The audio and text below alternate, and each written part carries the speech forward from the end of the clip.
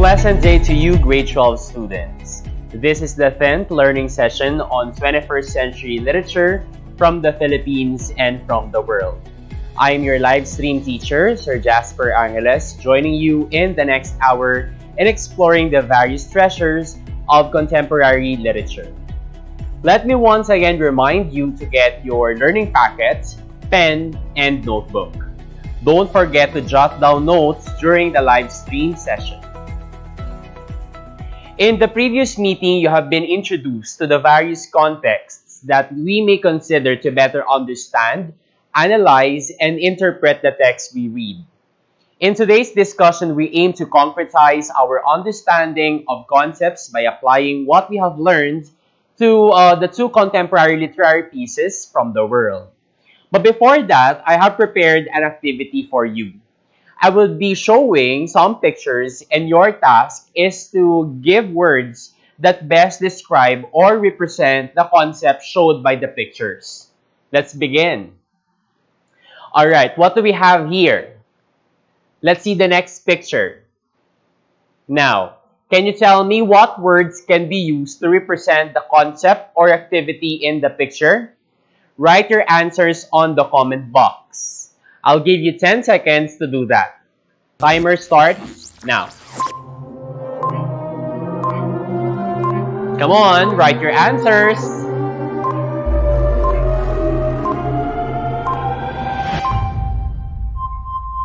Alright, time is up. Let's see if your answers are the same as mine.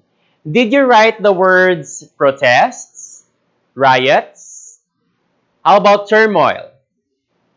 How about revolts? Alright. Among the many words you have written on the comment box, however, we shall be defining the word uprising. What do we mean by the word uprising? Uprising is a localized act of popular violence in defiance usually of an established government.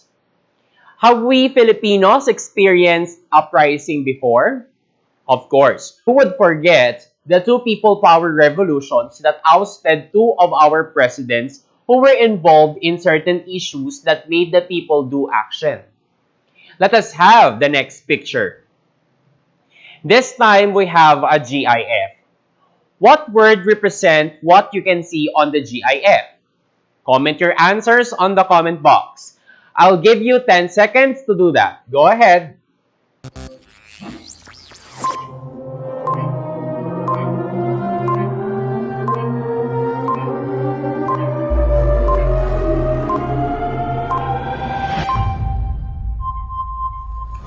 Alright, what were your answers? What words have you thought of? Maybe you have thought of the words conflict and war. But did you know that there are several kinds of war? The most famous in the contemporary setting, however, is perhaps the Civil War. War between countries has ceased to occur because nowadays we value diplomacy more than violent ways of resolutions. But before we look at civil wars, let's define what we mean by the word war. Class war is an intense armed conflict between states, governments, societies, or parliamentary or paramilitary groups such as mercenaries, insurgents, and militias. It is not only a conflict, it is a conflict that involves the use of firearms. While war is generally a conflict between two sides, in a civil war, the armed conflict is between two groups of people in a certain country. Also known as an interstate war, a civil war is a form of armed conflict between organized groups within the same country or state. What do you think happens to the citizens of a certain country facing a civil war or, let's say, a very violent uprising? Well, you may think that some of them remain in the country, while others, like the family of Amir in the Kite Runner, flees to another country. What do we call these people who are forced to flee or to go to another country where they can be safe? Look at the next picture. Class, looking at these pictures, what do you think are the words that best represent what were shown?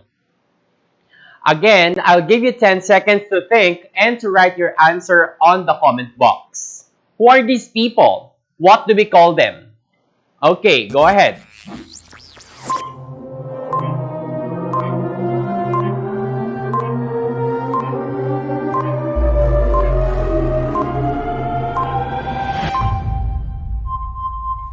Okay, let's see if we have the same answers. Did you answer refugees, outsiders, or immigrants? By the way, how is a refugee different from an immigrant? And how do migrants differ from immigrants? Grade 12, can you match the correct term to its correct definition? Let's read the following definitions. Number one, a person who comes to live permanently in a foreign country. Number two, a person who has been forced to leave their country in order to escape war, persecution, or natural disaster. And number three, a person who moves from one place to another, especially in order to find work or better living conditions. What do you think is the correct term for the first definition? Refugee, migrant, or immigrant? Comment your answers. How about the correct term for the second definition? Who is meant by this definition, the second one? How about the last definition? What is the correct term for the last definition? Again, let me give you 10 seconds to think about that. Go ahead.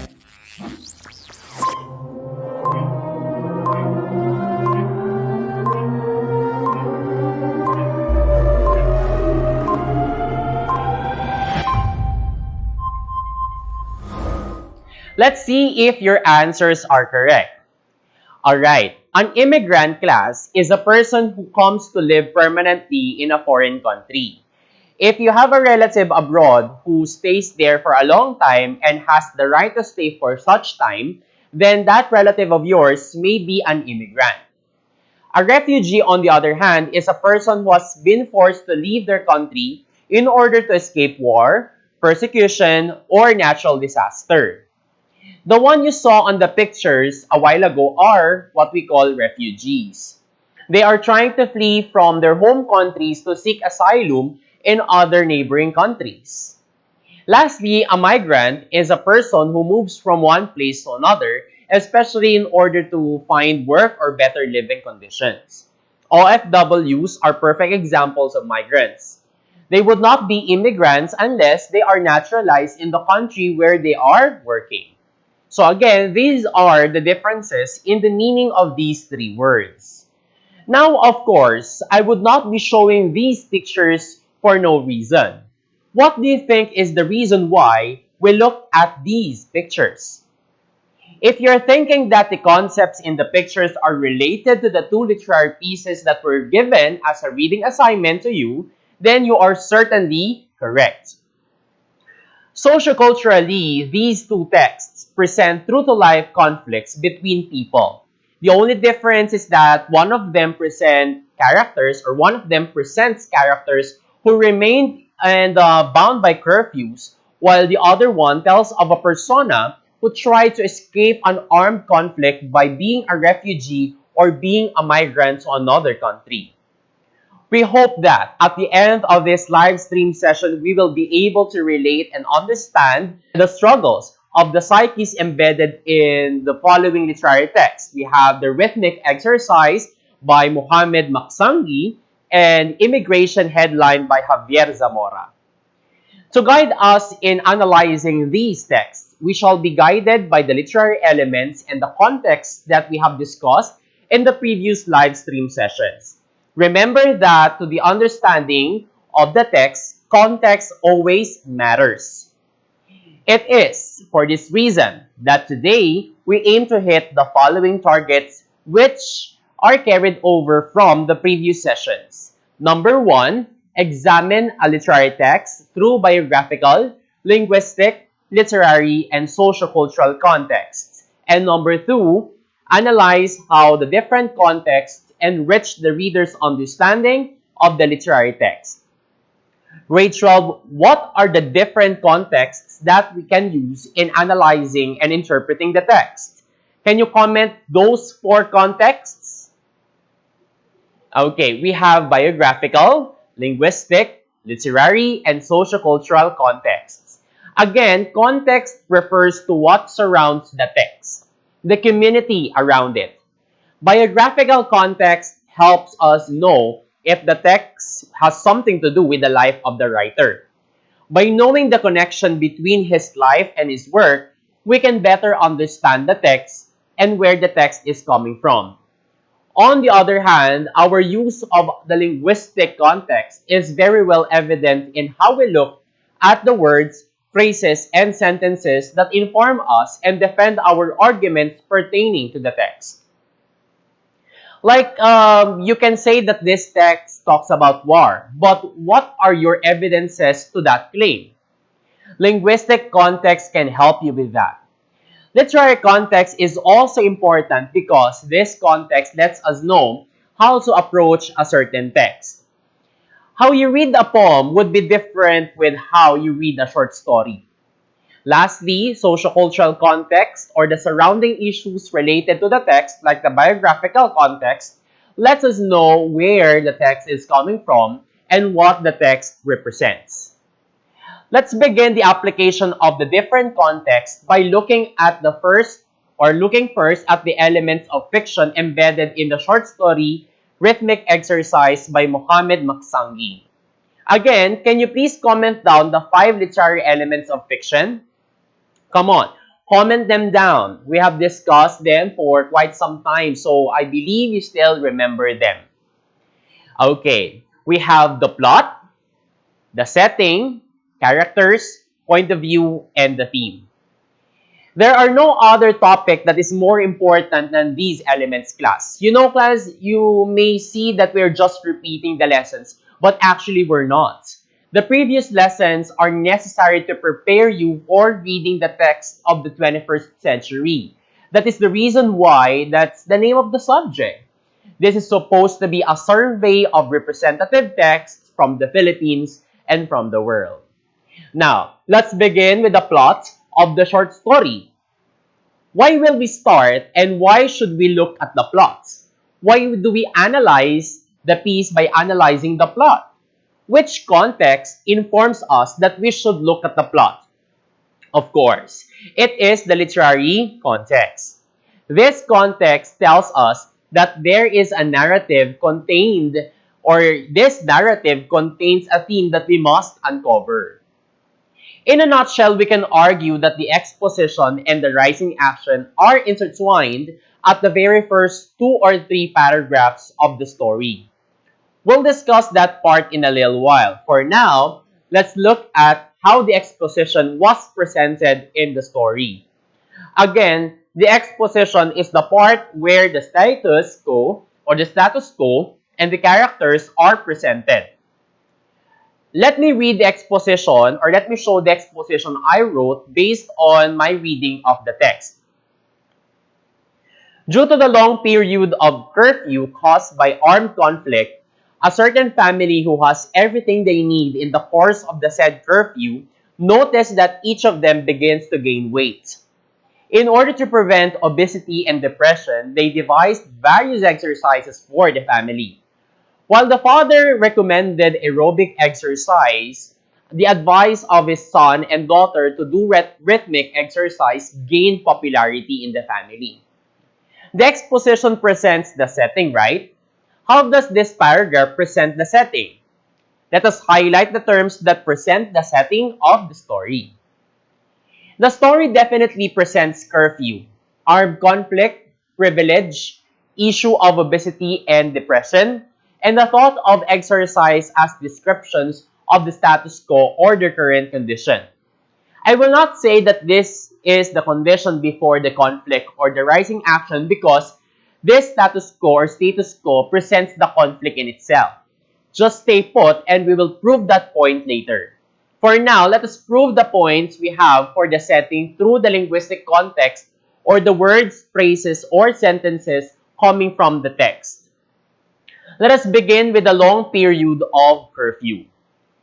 Why did we say that at the beginning of the story, the characters had been experiencing long periods of curfew? Let us read the first paragraph, then comment the word, phrases, or sentences that prove the idea that this curfew is indeed a long one. Let's read them, or let's read this part. A few days after the sunset to sunrise curfew went into effect, the members of this jolly family began to feel run down.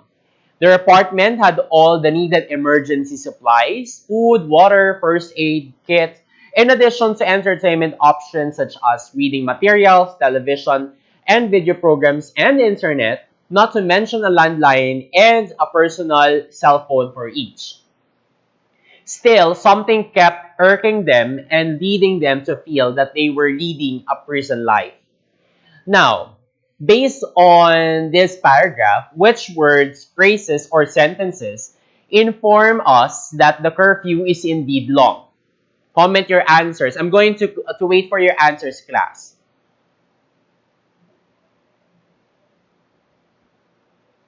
Okay.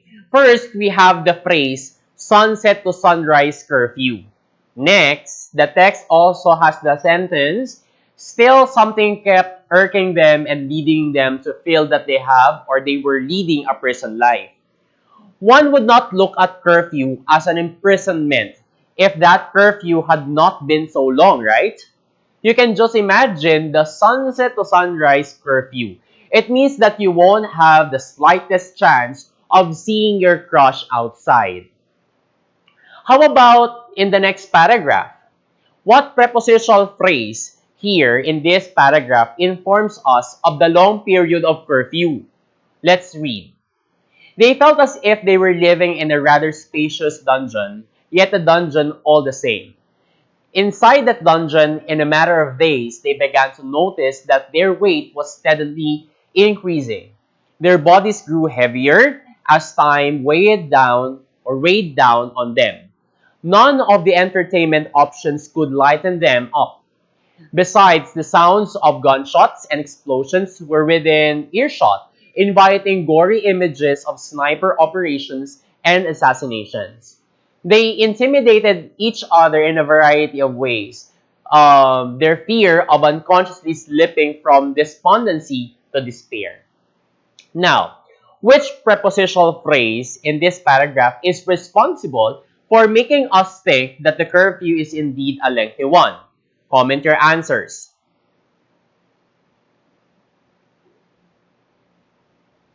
Alright, that single prepositional phrase, in a matter of days, a curfew imposed in a matter of days, of course, would not be the same curfew imposed only for a week. This phrase tells us of the lengthy periods of curfew. Again, that prepositional phrase is in a matter of days. Again, here are the words, phrases, and sentences, all part of the linguistic context that prove our reading that indeed there was a long curfew. Note that this process is only done for one part of the setting. Let's see the other claims on the setting. We also said that there was an armed conflict. Where is this evidence? Where in the first two paragraphs? Let's see them again.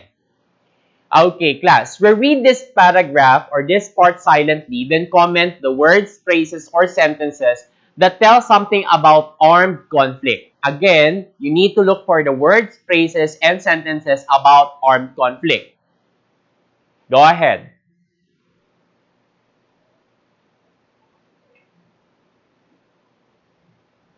Okay, what have you seen as an evidence? Yeah, you're correct. The evidence to armed conflict is not yet here. Let's see the next paragraph. Let's see if it's there. Again, we read this silently, then comment the words, phrases, or sentences that tell something about armed conflict.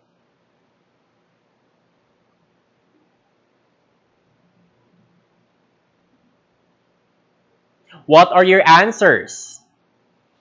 If you answered the highlighted words that you can see on the screen right now, then you got this right.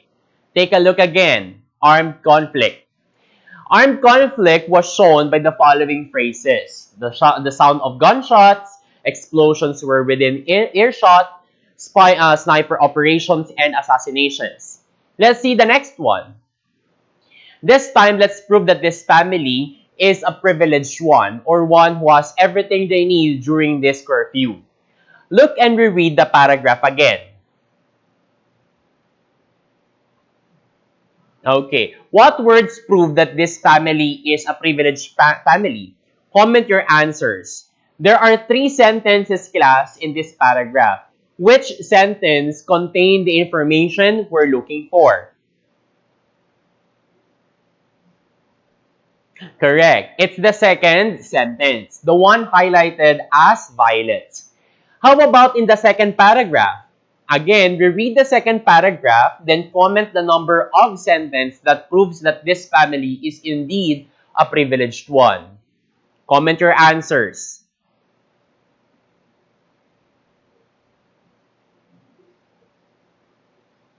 Alright, if your answer is consistent with the highlighted sentences or parts, then you got this right again. Good job.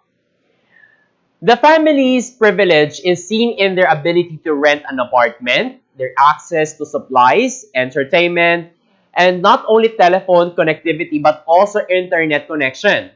Weight gain, class, is also a manifestation of privilege because, of course, what makes you fat? Okay, what makes you fat are the food that you eat. And how can you buy food without money? Discontentment is, I think, the one that proves that they don't see how privileged they are. When the narrator said none of the entertainment options could lighten them up, it seems that they don't realize that they were blessed enough that they have those things, unlike other people who don't have the capacity to look for entertainment. Let's have the next one. Aside from the previous things we have already said regarding the setting of the story, we also read that in their current situation, or we also read that their current situation permits obesity and depression. Sigaw na madla, where in the text can you see that? Where in the text can you see obesity and depression? Okay, you know the drill. We read this, then comment the portion where obesity and depression were written. Do we have these information here in this paragraph?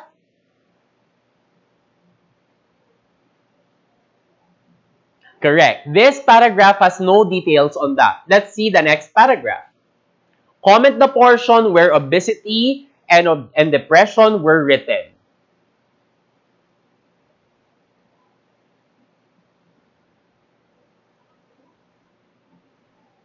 Okay. If your answers are the same with the ones highlighted, then you are certainly a good user of the linguistic context to prove claims, points, and arguments. The sentences that tell us about the increasing weight, getting heavier as time weighed down on them, and slipping from despondency to despair all contribute to the idea that indeed the family is getting obese and depressed. Let's have the last one. We said in this exposition that they have devised various forms of exercise. Let's see the evidence, shall we? Okay. Which words, phrases, and or sentences can be used as evidences to the claim in the exposition class? I know you have not seen evidence in this or here in this first paragraph. So let's see the next one. Reread this one. Have you seen any evidence? Evidence regarding the pursuance of the exercise in order to avoid obesity? Nope. Let's look at the third paragraph. It means to say that the first and the second paragraphs do not show those pieces of information we're looking for.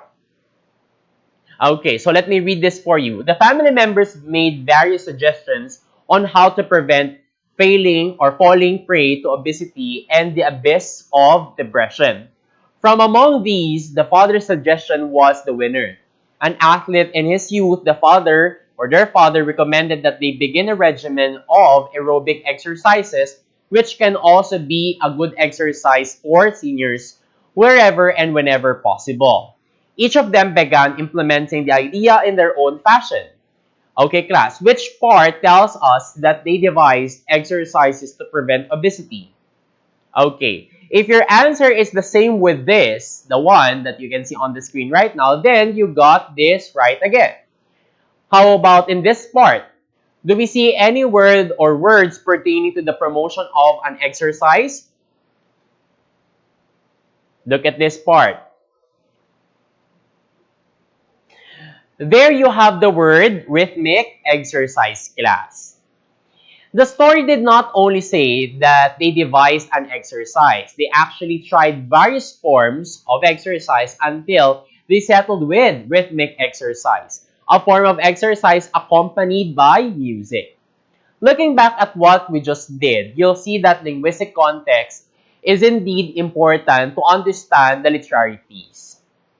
Class, the thoughts on this exposition may have come naturally to you. It must have come naturally to you. But as a literature student, no part of the text must be left unturned. Again, no part of the text must be left unturned. And you use that in order to do your analysis. Okay, so if you're not going to present to us evidences to your claim, then your thoughts would be just hearsay. Okay, a while ago, we said that the exposition gives us, okay, both the exposition and the rising action. Now, what are our evidences to that? Given that the setting tells us about the place and the time of armed conflict in a particular place and the problem on the impending obesity or depression as effects of long-standing curfews, where can we see the conflict? What is the main conflict of the story? To do that, we will be using our understanding of the literary context. Again, based on our previous discussions, there may be minor conflicts leading to the main or central conflict. In the case of the story, there is also a minor and a central conflict. The central conflict, just like what I've said, was already embedded in the exposition. If we are to look at the story again, there are only two possible conflicts. The two that you can see on the screen. Problem of impending obesity or depression and armed conflict. To know which between the two is the central conflict, let's answer this question. Would this family experience curfew if there was no armed conflict? Now, I think you know the answer, but to make this even more clear, let's identify which of the following came first. Which of the three? Which of the three do you think happened first? Obesity, curfew, or armed conflict? In this way, we'd know which is the true conflict. Or if obesity is the central and true conflict here, then the story should have stopped the moment they found a way to solve it. But you know that the story did not end there. Now, what's your answer? Which came first? Alright. Armed conflict was the cause for the curfew, which in turn caused obesity or depression. Therefore, the conflict is character versus institutions perpetuating armed conflict. It was armed conflict that made us think of how the story will end. Again, in the status quo or the current setting of the characters, the conflict or rising action has already been evident. Now, let's look at the characters class. Let's try to characterize the characters by again using linguistic context. Here, we can see that the father was the first one who thought of the idea of exercise as a way to fight obesity. I think that those ideas are quite evident already in this part of the text. In this part, however, we knew that it was the son and daughter in the story who proposed rhythmic exercise, and that there is also a mother to the family. The existence of the words father, mother, son, and daughter in the story inform us that the family are the central characters of the story. What kind of family was evident in this story? Is it nuclear or extended family? Okay, it's a nuclear family or a family group consisting only of two parents and their children. A while ago, we have already proved that this family is a privileged one because of this part of the story which tells how blessed they are to have both their needs and wants at home during the curfew. Now, let's see the succeeding parts of the story. Let's have the climax or the most exciting part of the story. To see this, let's read this part of the story. In no time, the whole household began to seem as if they were or as if were dancing. all the time above the din of explosions, sniper shots, depressing news, and increasing curfew hours. The transformation in the fourth floor apartment likely came under the destiny of one of the opposite buildings somehow.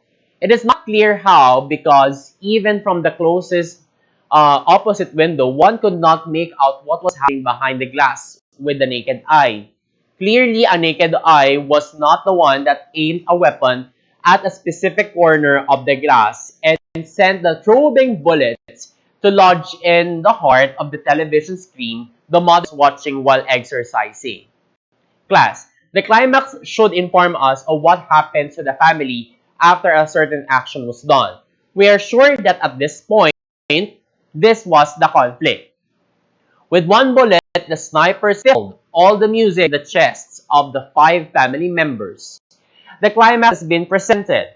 The bullet, which is again part of the conflict, made them stop, if not stifle, from doing the rhythmic exercise. As for the denouement, the bullet shocked and made the family stop from doing rhythmic exercise. And this is how the story ended. Before we proceed to the reason why this story was entitled Rhythmic Exercise, let us identify the point of view of the story. Again, we will be using linguistic context to know this. Look at this paragraph, class, the one that you can see now. By the way, this is the ending of the story. What pronouns were used in this part of the story? Again, what pronouns were used? Was the narrator aware of everything in the story? Of every point in the story? Is it a yes or a no? Looking at the highlighted words, class, the pronouns used were in third person. This means that the point of view is in third person, and because the narrator knows the actions and thoughts including what's happening outside the apartment of the family, this point of view is in omniscient form. To identify the theme, we need to answer this question, class. Why was the short story entitled Rhythmic Exercise? This question can also be answered by another question, and that is, what does this rhythmic exercise symbolize? To know what it symbolizes, you need to first know what paved the way for the conduct of rhythmic exercises in the context of the story. Remember that they did the exercise not only because they're becoming obese, but because they feel the need to do something else to kill the boredom. And mind you, they did this in the middle of a very serious armed conflict just outside their home. Look at the contrasting images here. Let me read this for you. In no time, the whole household began to seem as if we're dancing. All the time, above the din of explosions, sniper shots, depressing news, and increasing curfew hours. Imagine, they were dancing while shots are fired outside. By doing the exercise, they seem to escape reality outside. But then, somebody from the outside, somebody from reality, returned them to reality. Rhythmic exercise symbolizes escape from reality. From this, we can write the theme that no matter how much you escape, reality follows you. Reality always strikes. What reality is talked about here? To better know about the armed conflict presented in the story, we need to look at the extra-linguistic context, like the biographical and the socio-cultural context. The author Mohammed Maksangi class was born in 1915 in the town of Mansoura in the Delta of Egypt. He studied to become a doctor and later specialized in psychology and alternative medicine in the Ukrainian capital, Kiev. Having practiced as a doctor for some years, he turned to journalism and writing and spent time in Kuwait working on the magazine Al-Arabi. What we have to note in this biography here is that he is an Egyptian.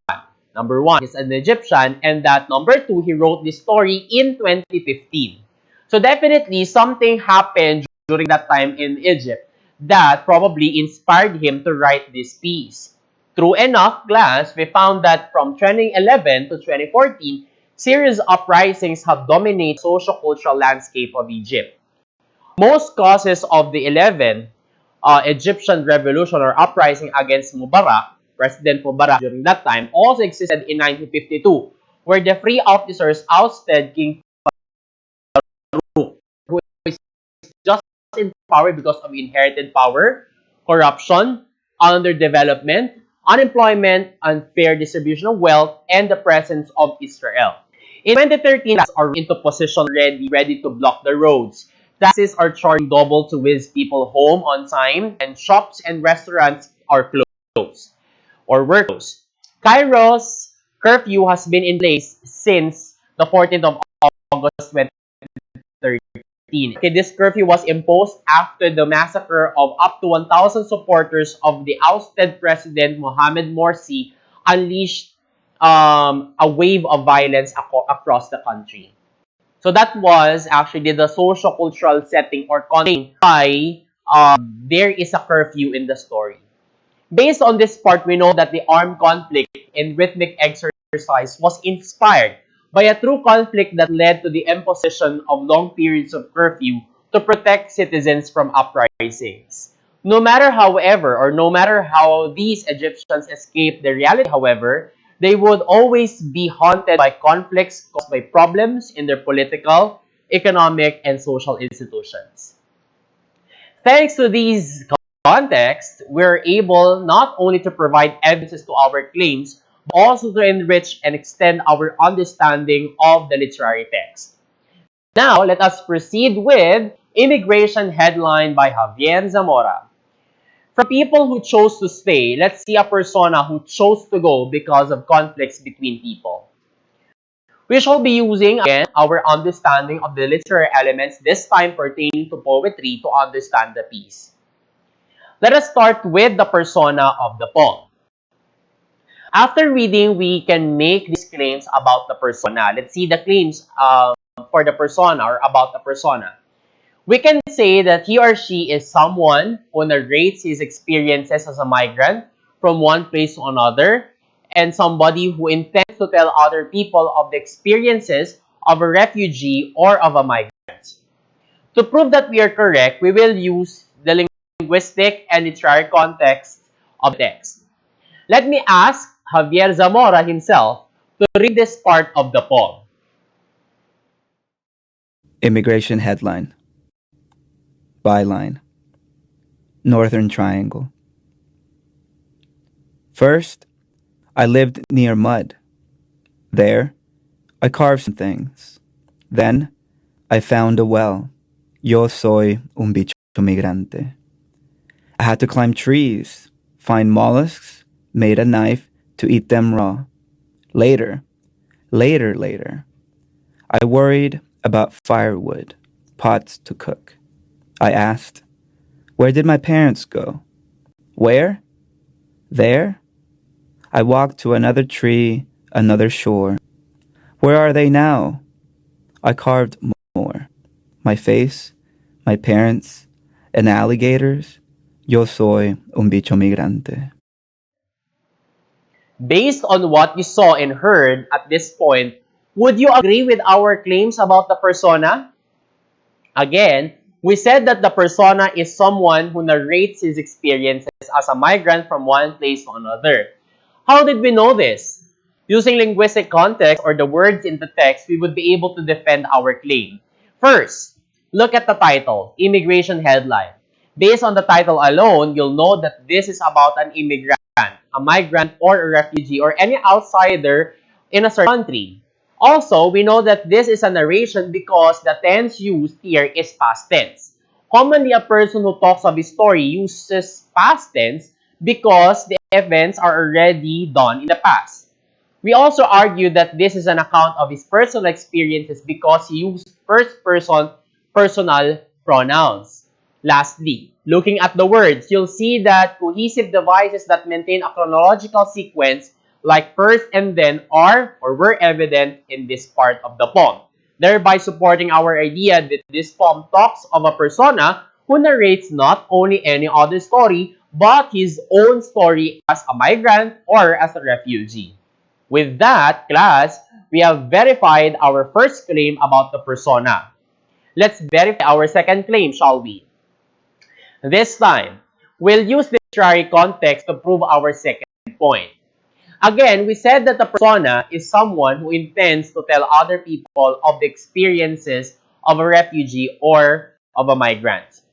His intention as the persona is to tell because, first, in terms of the form of the poem, it is in the form of a news article. There's a headline, class, there's a byline, and of course, the body of the news article taken out of a newspaper. News articles narrate an important story. This poem is a narration of an important story. In this case, the story of a migrant. We can also prove that this could be anyone because of the unnamed byline in the poem. This means to say that this could be anyone who was seen or has been a migrant before. Again, we were able to prove that our point or claim is true through the context that we have. Moreover, class, we can say that the persona addresses this poem to any form of a news article. A news article is intended for everyone who reads it, right? So this poem is also for those who will read it. Note that we did not just assume that particular point. We thought of that point because of the form of the poem. So definitely our point is informed of a particular point in the literary piece. Now, what do you think is the theme of the poem? I would leave the answer to you. Reread the poem and create your theme. During your follow-up discussion, let your subject teacher hear your thoughts. To better appreciate this poem about migrants, immigrants, and also refugees, let's take a look at the biographical and sociocultural context of the poem. Here we have Javier Zamora, the writer of the poem that you have just read. He was born in La Herradura, El Salvador in 1990. His father fled El Salvador when he was a year old, and his mother when he was about to turn 5. Both parents' migration were caused by the US-funded Salvadorian Civil War from 1980 to 1992. In 1999, Javier migrated through Guatemala, Mexico, and eventually to the Sonoran Desert. After a coyote abandoned his group in Oaxaca, Javier managed to make it to Arizona with the aid of other migrants. Javier currently lives in Harlem, New York, where he's working on a memoir and his second collection of poems, which address the current immigration crisis.